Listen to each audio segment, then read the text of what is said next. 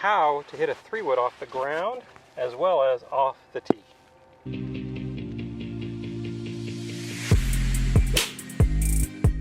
Okay, Milo, so the inspiration for this video comes from me shooting a smooth 76 on Prospector here, Superstition yesterday, with an 8 because this 3-wood decided to go right and left on the same hole.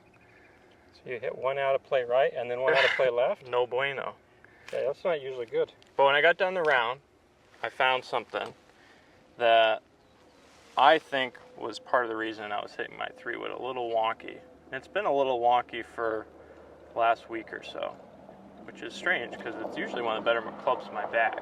So, what I found is that off the tee especially, that's where I'm struggling. Off the tee, I was setting up to it kind of like I do a driver, where the handle is a little bit more, maybe a little more inside my left hip socket, not quite up the left arm. Mm-hmm.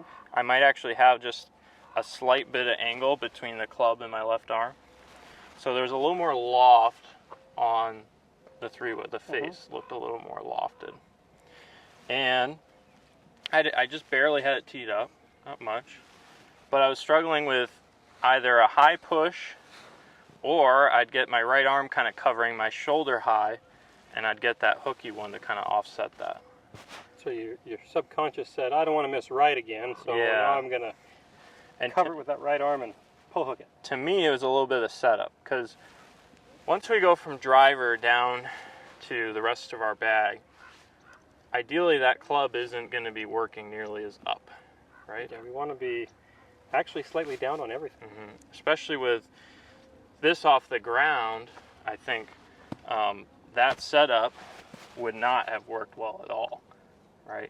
That would have led me to more of those little drop kicks maybe, or that high up and out one to the right. So anyways, I got done the round, and what I basically did, and I'll attribute a little bit of this to Dana, she felt like my right wrist angle wasn't quite as dynamic coming into the ball. I think part of that had to do with that setup. So I felt like there was a little more shaft lean, which really was more up my left arm, that's about it. And then it just felt like, if anything, I might be coming slightly more down on it, but it was because of the setup and because of this right wrist. I was not intentionally swinging more down on it. Okay, I like those. What do you think about that? I like the adjustments, because when we move the handle slightly more forward when we take the grip, it makes it a little stronger, so you're not going to tend to miss as right. All right, Milo, so what I'm going to do is I like to see a little bit of a high fade with this club, but off the ground it's going to come out a little lower. So that's one thing viewers should know at home is that, you know, maybe you don't want a 3-wood first off. Yeah, I'd say for the majority of the golfing public, a 3-wood's probably actually not a good idea. They should probably either put like a 4-wood or a 5-wood as their longest wood. If they're going to hit 3-wood, it should be off a tee, really. Yeah, most of the time. So I'm going to have it kind of up my left arm. I'm going to try for that little fade like I talked about. Set the wrist and turn through.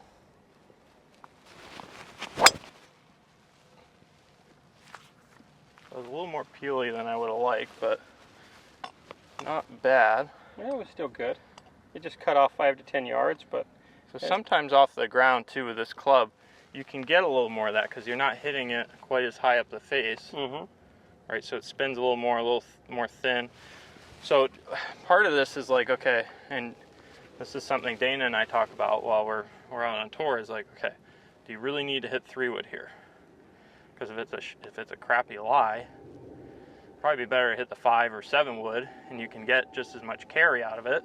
And generally, I find for most players, they carry their 5-wood just as far as their 3-wood. Right. And for Dana, who's an LPGA Tour player, how much difference in carry is there between a perfectly flush 3-wood and a 5-wood? Like 6 yards maybe, especially off the ground, not much at all, you know, so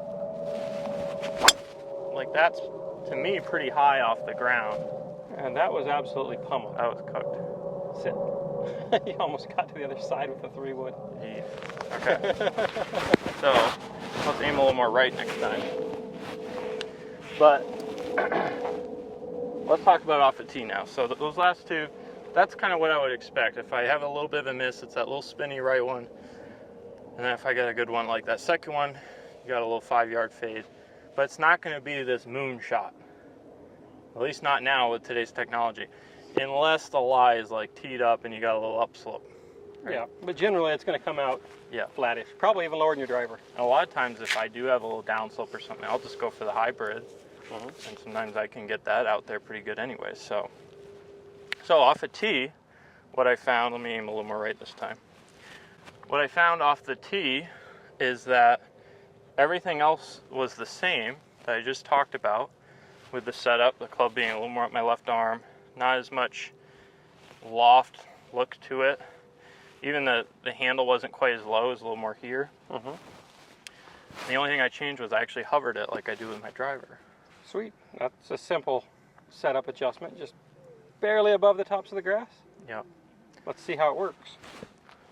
Because I like that little hover feel with driver. So that way it felt the same as driver, just the setup was slightly different, you know.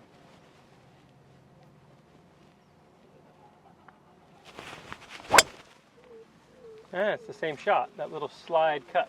Yeah. So that was pretty good. Well, if you can hit your 3-wood like that, you shouldn't shoot 76. Yeah, it's just that under high one I was getting. Like I basically was the club coming in, to me it felt like that right there. And it was, I think part of that was the setup where I had all that loft and I was trying to return it rather than return almost with a little shaft lean. You know, because again, with driver, even with driver, we want a little shaft lean coming into it, right? So I think with this club though, there's more loft now. For sure. So I don't need to have that upward angle of attack. You know, I can come in a little bit more level or slightly down.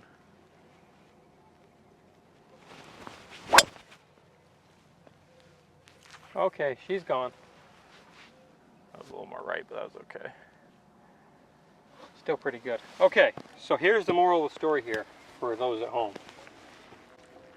Don't set up and try to add loft and help that darn 3-wood in the air.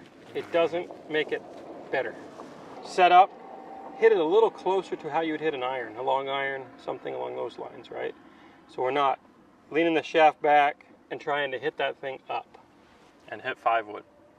And hit 5-wood more often than you hit 3-wood because it's easier to do. And a lot of people, even the tour guys, are going to 7-woods now. So that's another great club to have in your bag if you don't already. If you're not hitting driver 250 carry, how you don't have a 7-wood, I don't know. Like, to me, that should be an automatic club in your bag. Well, there's an interesting thing here. There's a reason you're hitting the 3-wood and I'm not hitting the 3-wood right now. My bag doesn't have one. Yeah, you have a 5-wood. I have a 5-wood as my longest, other than my driver. Just, if I'm too, as far as I hit the ball, and I hit my driver so good, that I'm going to hit my driver every time unless the hole requires me to hit it shorter. And so the 3-wood goes too close to the same distance as the driver for me. So I just I like the 5-wood. Yeah, sometimes this thing comes off. I mean, like that one, you saw it came out like a missile, right? So, and these only have, like this one has 14.5 degrees of loft. Yeah. You know, so it's, I mean, 30 years ago that was close to a driver, wasn't it? Probably a driver. And it's longer now too. Yeah, that's as long as the drivers. When I first learned how to play golf with persimmon, I think my drive, I don't know the exact loft on my driver, but I know the length of it was 43.5 inches, which is probably the same as that. Yep. So get your club fit as well. But anyways, hopefully that gave you guys a clear indication of how we want to be able to almost hit down a little bit with this 3-wood, not because we're swinging down, but because we're hitting it like an iron, essentially, or a longer iron. Yeah, you're not scooping it up. Yeah, and Trevino was great about, he talked a lot about this with how you're striking a little bit down with these longer clubs, just like you would with a mid-iron, right? For sure. Versus trying to help it in the air. Yep, don't help it up. Okay, so if you like this video, please click the subscribe button. Also, come visit us at milolinesgolf.com. It's our online academy where we'll help you one-on-one with personalized coaching.